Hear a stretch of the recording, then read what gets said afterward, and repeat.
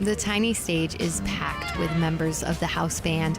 In front of them, a crowded half circle of folks in lawn chairs sit under umbrellas, tents, and trees.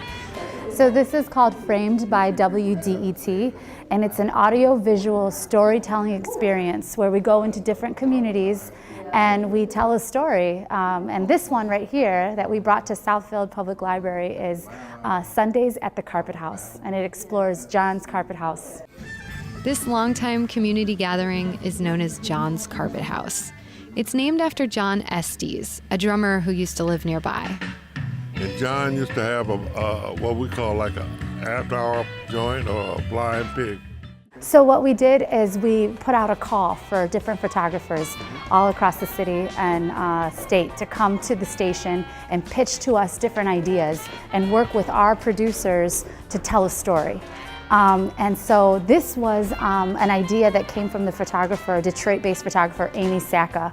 And our producers loved it, and so they spent the summer at the Carpet House exploring and figuring out what John's Carpet House is all about, the blues community. As you can see, you don't see too many young folks down here. It's all older folks. Why? Why is that? Why does it attract the older folks? Because they like the blues. One of the main components for our series in general was to make the unfamiliar familiar. And so when our photographer that came to us with the story, she said, you know, I went to John's Carpet House before and I drove by and I've been so interested in it. We should think about that. Laura Herberg, our producer, had never been. And so when she heard about that, they said this would be a perfect opportunity to find out what this is, ask the questions that could make the unfamiliar familiar. And they did a brilliant job. Laura Herberg and Amy Sacca really worked hard this summer. And you'll hear that when you listen to the stories at WDET.org.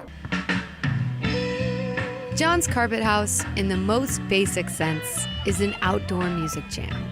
And where there's music, there tends to be a crowd. It's audio-visual storytelling.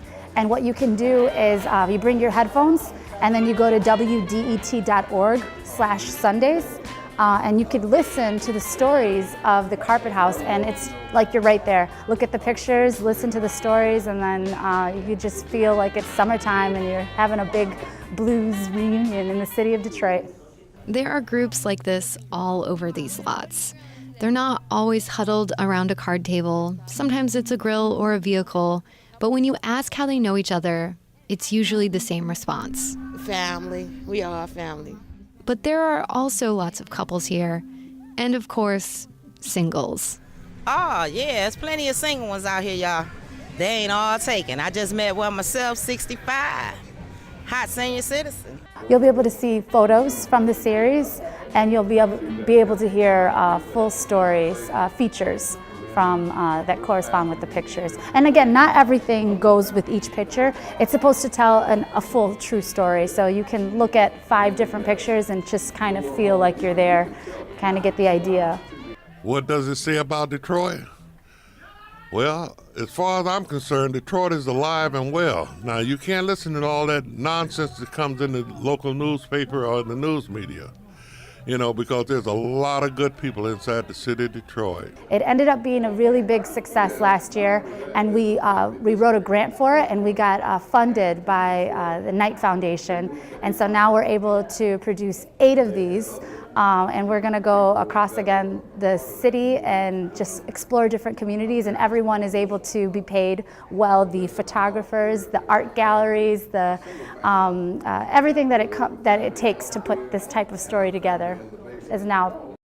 Not only will we be taking the series to an art gallery in the city, but we'll also be going into different communities around Southeast Michigan to showcase these stories. And we decided to do Southfield Public Library because we know that the traffic is pretty high, and we thought that it might be a beautiful thing for people to come in and check out while they're checking out their books.